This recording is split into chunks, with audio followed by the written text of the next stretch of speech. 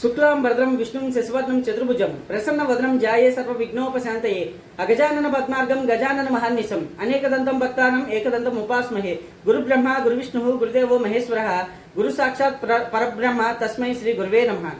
హరి ఓం. ఈ వీడియోలో మనం మిథున రాశి వారికి ఈ అక్టోబర్ నెలలో ఎలా ఉందో చూద్దాం. ముందుగా వారి యొక్క గ్రహస్థితి ఎలాగుందంటే, రెండో ఇంట్లో గురుడు, మూడో ఇంట్లో శుక్రుడు కేతు, నాలుగో ఇంట్లో బుధుడు రవి, ఐదో ఇంట్లో కుజుడు, తొమ్మిదో ఇంట్లో రాహు, పదో ఇంట్లో శని. వీరి గ్రహస్థితి ఇలా ఉండటం వలన కొంచెం ఇబ్బందులు ఎక్కువ అని చెప్పుకోవచ్చండి. ఎలా అంటే, ముందుగా వారి ఇంట్లో గొడవలు అనేవి ఎక్కువగా జరిగే ఛాన్సెస్ ఉంటాయండి. సో ఏదైనా సరే కొంచెం ఏదైనా గొడవ అయినా సరే సైలెంట్ గా పేషెన్స్ తో ఉండటం చాలా మంచిది. ఎక్కువగా రియాక్ట్ అవ్వడం కూడా చాలా మంచిది అని చెప్పొచ్చు.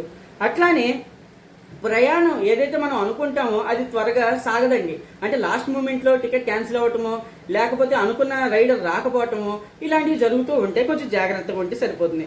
అట్లానే సంసారంలో అశాంతి అంటే చిన్న చిన్న గొడవలు అనేవి జరగచ్చు, కొంచెం జాగ్రత్తగా ఉంటే సరిపోతుంది. అట్లానే బంధుమిత్రులతో కూడా కొంచెం తగాదాలు అయ్యే ఛాన్స్ కూడా ఉంటుంది, కొంచెం జాగ్రత్తగా ఉండాలి.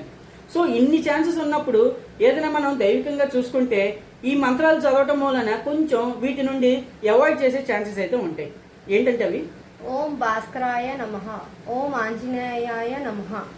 సో ఈ మంత్రాలు చదవటం వలన మనం వచ్చిన ప్రాబ్లమ్స్ ని కంప్లీట్ గా కాకుండా కొంచెమైనా మనం ఫేస్ చేసి కొంచెం మనకి ధైర్యం వచ్చే ఛాన్సెస్ ఉంటుంది. మనం కూడా హ్యాపీగా ఉండొచ్చండి. స్వస్తి.